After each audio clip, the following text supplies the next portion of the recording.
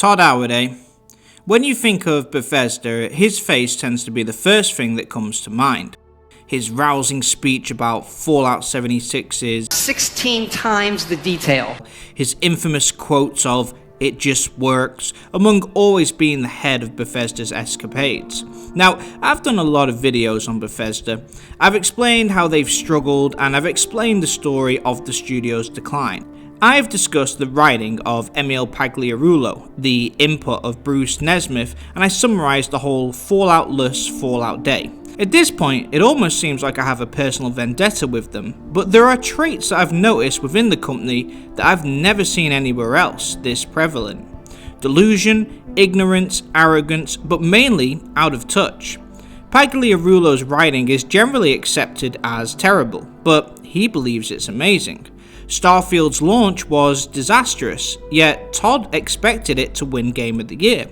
The Shattered Space DLC reviewed very bad, but Emil came out saying it's the best we've ever done. The list goes on, but today I want to talk about Todd and this recent article by Games Radar. I'll put it up on the screen now. The title: After Starfield, Shattered Space's mixed reviews. Man, I gotta stop already. This is mixed. This is Shattered Space. Okay, we don't have time, let's keep going. After Starfield, Shattered Space's mixed reviews, Todd Howard wondered if Bethesda should have waited to put buggies out. Following the arrival of Shattered Space, Todd Howard was left questioning whether adding vehicles to Starfield via a free update before the expansion was the right thing to do, and it's thanks to fans' feedback. The article then discusses the DLC, but then there's a quote from Phil Spencer, Microsoft's gaming lead, and this is what it says. Todd and I were talking about Shattered Space. Starfield is a game that I've put a ton of hours into and I really love, but they've had this thing where they've added features throughout the year and then they've had an expansion. He then delves into fan feedback on Bethesda's approach to Starfield's new content, as well as how it left Howard questioning himself. I think some of the feedback on the expansion is, we wanted more features, and he's like, well, should we have waited to put the buggies out? The Bethesda head figured keeping the vehicle for the DLC could have helped flesh it out more. Okay, so I really do not agree with this, and I don't like it either. Now, this may just appear like a general statement, but I feel like it says a lot more about the recent Bethesda and kind of underlines a lot of the core problems that they're experiencing. I'll explain why in this video. Quick side note, if you're new here, please consider subscribing. My goal is to get to 10,000 subscribers before the new year, and your support is hugely appreciated. Anyway, back to the video. Okay, so let's quickly discuss the recent Bethesda. Now, go back to Morrowind, Oblivion, Fallout 3 and Skyrim. This was, in my opinion, when Bethesda were at their peak in terms of not only the quality of games they released, but also their reputation within the gaming world. They were considered the gaming industry's darlings. They were loved generally in the gaming world. Each game was a joy to play, and they captured the feeling of what an RPG open world should be and what fans wanted in a game. They actually set the standard and raised the bar, in my opinion. But they also stood for something else. They went up against the AAA market and stood up to them. The amount of content that they would provide to fans in just one game was unmatched a lot of times. Their games were rough around the edges, but fans used to laugh about it. It was fine. For a game as big and as enjoyable as Skyrim, a few glitches were acceptable. It made them almost human. They appeared to value their fans. Although they had some microtransactions like the infamous horse armor, they never appeared to be greedy, at least compared to most other gaming companies. Then, in 2015, Fallout 4 arrived. Now, although this game was generally a decent entry, it seemed to portray a lot of Bethesda fans. By adding in features like settlement building, more action-based gameplay, radiant copy-paste quests, some people said it seemed more like an action shooter as opposed to an actual RPG game. It was clear Bethesda were not only trying to modernize their gameplay, but they were also trying to appeal to new fans. I've done a video on Fallout 4 here, and a video on how it didn't mix with some fans here. Either way, this was the first bump in the road, so to speak. But fans awaited for Elder Scrolls 6, as that was Bethesda's main IP. But fans didn't get that. Instead, we saw Skyrim. Again. Remasters, reworks, updates, the same game kept coming out. Skyrim has been officially released 15 times on 10 different consoles. Fans started to feel that Bethesda had stopped making games that they loved and were now starting to milk the success of their past. It kept arriving for different consoles, with different editions, and it almost seemed like overkill. Some fans saw it as Bethesda taking advantage of their own success. It's the equivalent of a YouTuber asking you to buy a t-shirt to support the channel. You buy it and you love it, so then they ask you to buy another one, then another one, then another one, and at some point you're going to start wondering if they still need your support or if they're starting to take advantage of your generosity. So Skyrim kept coming, but it never changed. It was the same game. It was such minimal effort, yet the price remained high. No new side quests, no new dungeons, just copy and paste for full price. Then they released the Anniversary Edition, which had fan-made mods added to the game. They used their own fans' work as a way to resell and package the game, make a profit, and yet took most of the credit and the financial income, if not all. And that brings me to the next issue, mods. So mods are essentially fan-made expansions for Bethesda games. Fans dedicate hundreds of hours to making additional content to a Bethesda game. It includes new weapons, new outfits, quests, dungeons, housing, the list goes on. This gives the game essentially eternal life, as there's always something new. Bethesda don't need to do anything, the fans take care of it. This went on for years at Bethesda, and then they changed it up. They made the Creation Club. Now these same free mods now had a price attached, where the actual modder would be able to make some income from their work, and so did Bethesda. They turned what appeared to be a free fan experience into a transactional purchase. This rocked a lot of fans, as it appeared as though Bethesda were taking advantage of their fans' hard work, making profit and doing very little in return. The Skyrim Anniversary Edition was still the exact same Skyrim that was released back in 2011, but with added fans' creations for $60. Then you have the required updates, like the recent one for Fallout 4. When a huge fan-made mod like Fallout London set a release date, a few days beforehand, Bethesda released their own update. As a result, this meant the fan-made mod crashed and it had to be postponed. Fans vented frustration about how this required update, which provided very little, had broken all of their game. I did a video on that here, but the main takeaway is that Bethesda started out as a company who supported their fans' creativity, offered modding tools, but over time they changed to a company that didn't appreciate those fans and switched the model in order to make more money. The head developer at Fallout London said they received no contact from Bethesda despite trying to get in touch. And then we have Fallout 76 coming out in 2019. I've done a whole video on that here, but just to summarise, the game released in an unfinished state, but full priced. The game was 100% online, which clashed with their previous type of games and their fan base. It was full of microtransactions, which are still aggressively pushed even today, and then there was the canvas bag and the other products sold. This was a huge moment, and it really rocked Bethesda's reputation. Fans who pre-ordered the game could buy a canvas bag, which ended up being a nylon bag. They could buy a giant bottle of Nuka-Cola whiskey and a big glass Nuka-Cola replica, which ended up being a regular bottle of whiskey in a plastic cover. So Bethesda did all these things, but it was the way that they handled it. They fought with their own fans. They claimed the bottle was never supposed to be glass, despite advertising it that way. They claimed the bag was never meant to be canvas, despite advertising it that way.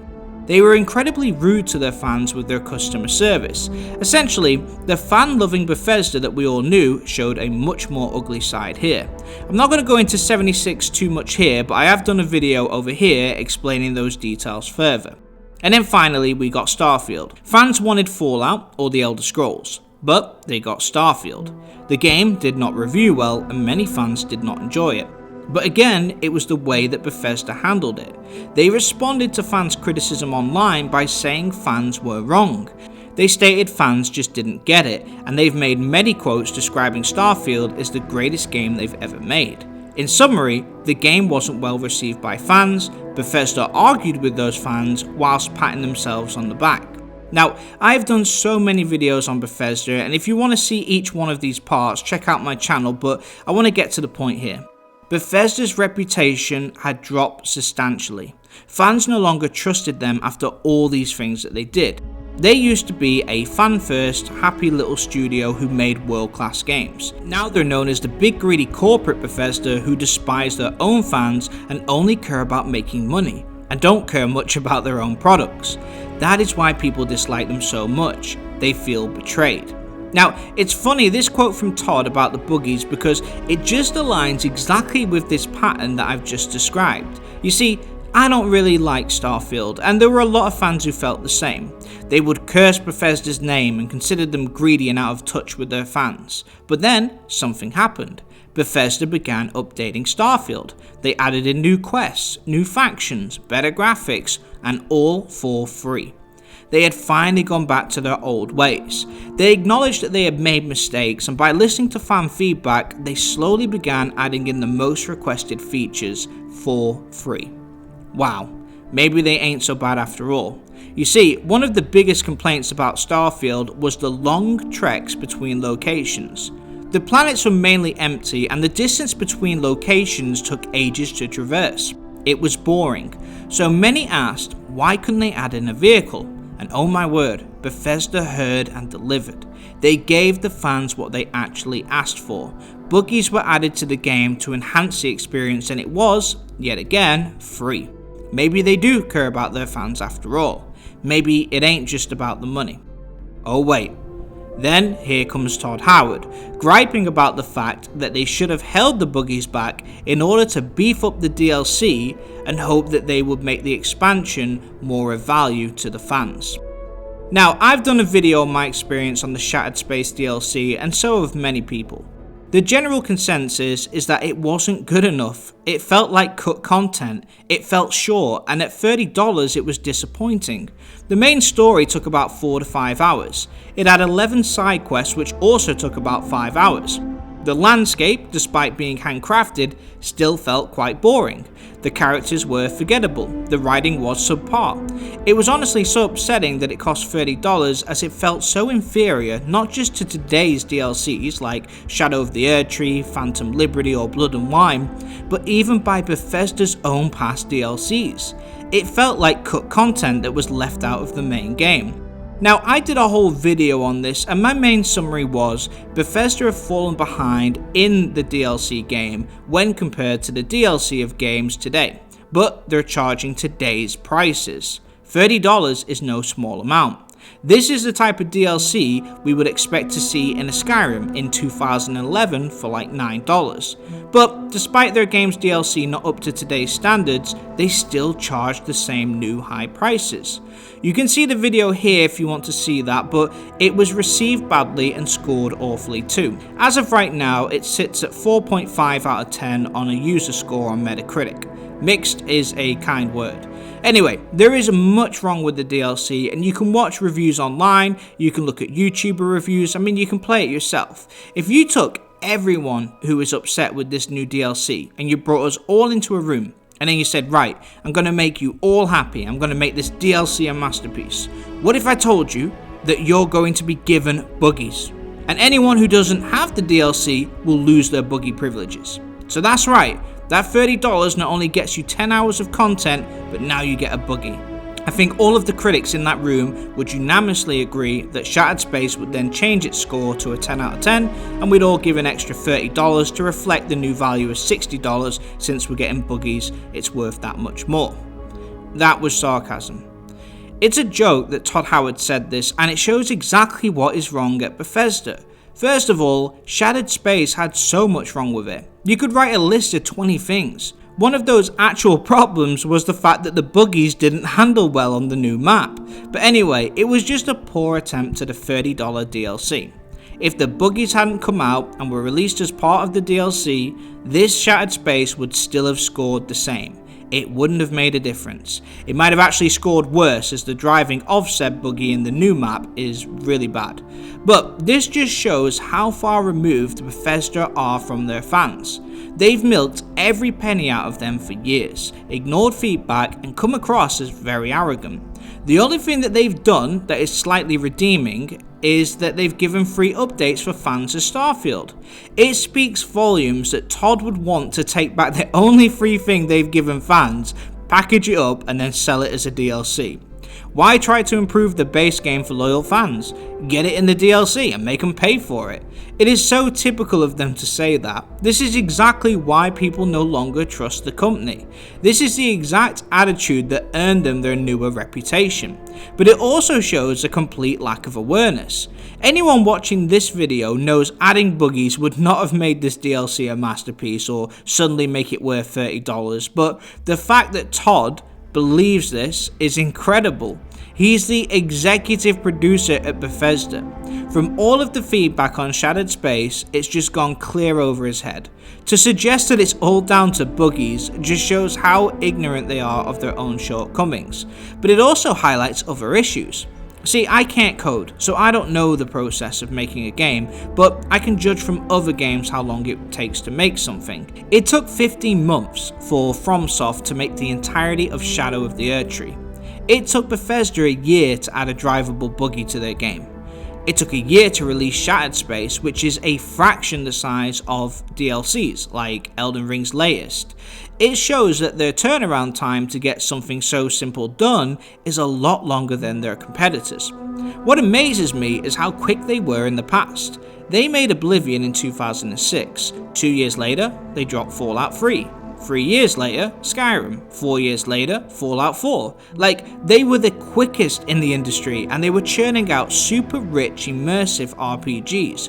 You can still play Skyrim today and see new things. What I don't get is how they have gone from taking 3 years to make a Skyrim to taking a year to add a buggy. It's insane and it shows deeper problems. But in regards to Todd Howard's statement about holding back the buggies and adding them to the DLC, it just says so much about their current state. They're ignorant to their own shortcomings, they're arrogant with their own opinions of their games, they don't really listen to their fan feedback, and they dislike adding things to their games for free. It's not about improving the games anymore to them, it's about making sure that that $30 DLC holds value. They said they were going to drop another DLC for Starfield in the future. What's the odds of them releasing zero free content until then, and then releasing it as a purchasable package? I was upset when reading these articles, and I really hate doing so many nasty videos on Bethesda, but it's just amazing to me. This was a company that did everything right. They got games, they got their fans, they had it all, and then something just changed and now they're like a completely different company. I wonder what a young Todd would say to current Todd if he was sat there working on some small indie game and he heard a statement like this from a AAA company. He'd probably be as upset as I am. I write these videos as a huge fan of their past games, trying to knock some sense into them, grabbing them by the face and screaming, "Just remember who you were." But when I look into their eyes, I no longer see the passion within. The passion for making great games for fans seems to all but be gone, replaced instead by hollow corporate greed. Shattered Space was disappointing for a multitude of reasons. Holding back the buggies for this DLC would have not changed fans' perspective. It's just so worrying that Todd feels it would. This is why this small statement highlights so much wrong at the company. As of right now, Bethesda are falling behind their competitors. They're falling behind in writing, world design, gameplay, and much more. Buggies will not fill that gap.